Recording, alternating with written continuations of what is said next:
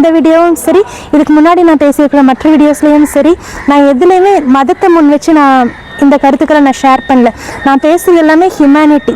இதில் இந்த நாட்டில் இருக்க கிறிஸ்டியன் ப்ராசிக்யூஷன், மைனாரிட்டி சஃபர் பண்ணுறது, இதுலேயும் சரி, திருச்சபைக்குள்ளே இருக்கிற இந்த கேஸ்டிசம்ஸ், மேல் டாமினேஷன், இதுலேயும் சரி, ஹியூமனிட்டிங்கிறது எங்கே இருக்குது? இதுதான் என்னுடைய கேள்வியாக இந்த நேரத்தில் இருக்குது.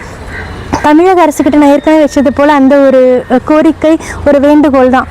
அந்த ஒரு பெண் அர்ச்சகர்கள்னு கொண்டு வர முடிஞ்ச தமிழக அரசினால் கண்டிப்பாக இந்த பெண்களை மட்டும் அது இதுன்னு அக்ரிணைகளாக எங்களை பேசுகிறது, இந்த ஒரு மாற்றத்தை தமிழக அரசு கொண்டு வரதுக்கு ஏதாவது முயற்சிகள் இருந்தால் அதை எடுக்கணுங்கிறது தான் என்னுடைய வேண்டுகோளாக இருக்குது.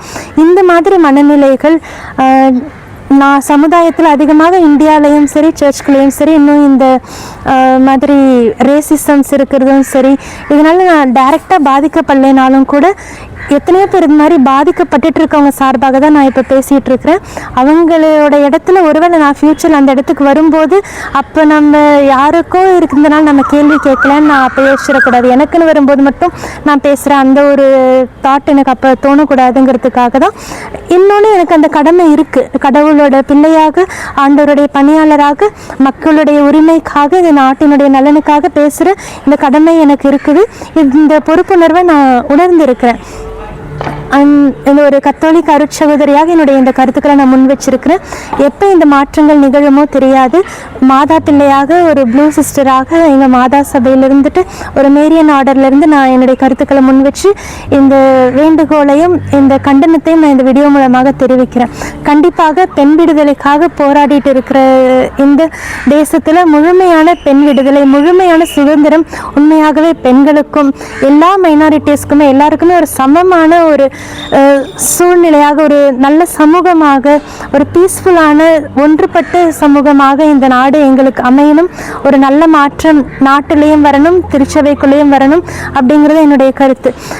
இன்னொரு கேள்வி என்னென்னா, எத்தனை பாரிஷஸில் அந்த பாரிஷ் கவுன்சில் இருக்கும், பங்கு பேரவைன்னு, அதில் எத்தனை இடங்களில் பெண்களை வந்துட்டு மெயின் பொசிஷன்ஸ் வச்சு அவங்களுடைய கருத்துக்கள் ஏற்றுக்கொள்ளப்படுது, பெண்களுக்கு அங்கீகாரம் கொடுக்கப்படுது, ரெஸ்பெக்ட் கொடுக்கப்படுது? அதிகமாக சர்ச்சஸில் கூட இந்த பாரிஷ் கவுன்சில்ஸில் இருக்கிறது மேல் டாமினேஷன் தான்.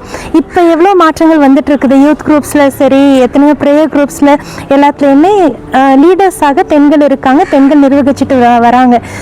இதையெல்லாம் தாண்டி இந்த எக்ஸப்ஷன்ஸுங்கிறது கண்டிப்பாக இருக்குது தான். இது ஒவ்வொரு தனி மனுஷன்கிட்ட இருந்து தான் ஆரம்பிக்கணும். வீட்டில் இருந்து பிள்ளைங்களை வளர்க்கறதுலேருந்தே, இந்த வளர்ப்புலேருந்தே கண்டிப்பாக இந்த மாற்றங்கள் கண்டிப்பாக வரணும். இந்த தனி மனித மாற்றம் நம்ம ஒவ்வொருத்தர்கிட்டேருந்து நடக்கணும். இனி நாம் இந்த சமூக பொறுப்பை ஏற்றுக்கொண்டு நல்ல குடிமக்களாக நமக்கு அடுத்து வர தலைமுறைக்கு ஒரு நல்ல சமுதாயம், ஒரு சமாதானமான ஒரு ஒன்றுபட்ட பாரதம் அமையும்படிக்கு இந்த நாட்டினுடைய குடிமக்களாக நாம் எல்லாருமே ஒன்று பயணிப்போம். இந்த கிறிஸ்தவர்களுக்கு எதிராக இழைக்கப்படுற இந்த கொடுமைகள், எத்தனையோ பிரச்சனைங்க நாட்டில் இருக்குது. வெறும் இந்த கிட்னாப்பிங் கேசஸ் மட்டும் ஒரு நாளைக்கு 200லேருந்து 300 பேர் பக்கம் கிட்னாப் பண்ணப்படுறாங்களாமா. அந்த மாதிரி நம்ம சரி பண்ண வேண்டிய எத்தனையோ விஷயங்கள் இருக்குது நாட்டில்.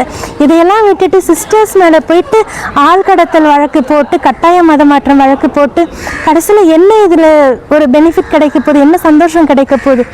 எவ்வளோ மாற்றங்களை இந்த சமுதாயத்துக்குள்ளே கொண்டு வந்தது கிறிஸ்தவ மிஷனரிஸ் தான். கிறிஸ்டியன் மிஷனரிஸ் தான் மக்களுடைய உரிமைகளுக்காக, மக்கள் நலனுக்காக எவ்வளவோ மாற்றங்களை கொண்டு வந்து அந்த ஒன்னஸ்ங்கிறத கொண்டு வந்தது கிறிஸ்டியன் மிஷனரிஸ் தான்.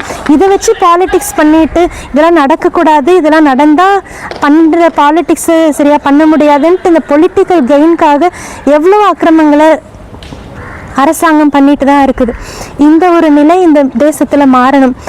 கிறிஸ்தவர்களாக சரி, அருட்சகோதரிகளுக்காக கிறிஸ்தவர்களாகவும், அருட்சகோதரிகள், அருட்பணியாளர்களாகவும், பெண்களாகவும் இந்த நாட்டில் எங்களுக்கு வேண்டிய உண்மையான சுதந்திரம், உண்மையான பாதுகாப்பு, உண்மையான ஒரு நிறைவான வாழ்வு இந்த சமூகம் எங்களுக்கு அமைச்சு தரும்படிக்கு ஒரு நல்ல மாற்றம் இந்த சமூகத்தில் வேணுங்கிறது முன் வச்சு இந்த வீடியோவை நான் முடிக்கிறேன். எல்லாமே மக்களுடைய நலனுக்காக நல்ல மாற்றங்கள் வரட்டும். ஒரு நல்ல சமூகமான, ஒரு அமைதியான பாரதமான, உண்மையான சுதந்திர காற்று நாங்கள் சுவாசிக்கிற ஒரு சுதந்திர நாடாக இந்த நாடும் இந்த திருச்சபையும் இந்த சமுதாயமும் மாறும்படிக்கு நம்ம ஒவ்வொருத்தர்கிட்டையுமே ஒரு தனி மனிதன் கிட்ட அந்த மாற்றம் ஆரம்பிக்கட்டும். சமூகம் மாறும். தனி மனிதன் மாறினால் சமூகம் மாறும். ஆண்டவர் போற்றி, மரியே வாழ்க. ஆண்டவரின் பணியால், இயேசுவின் மனையால், மாதா பிள்ளை. வந்தே மாத்திரம்.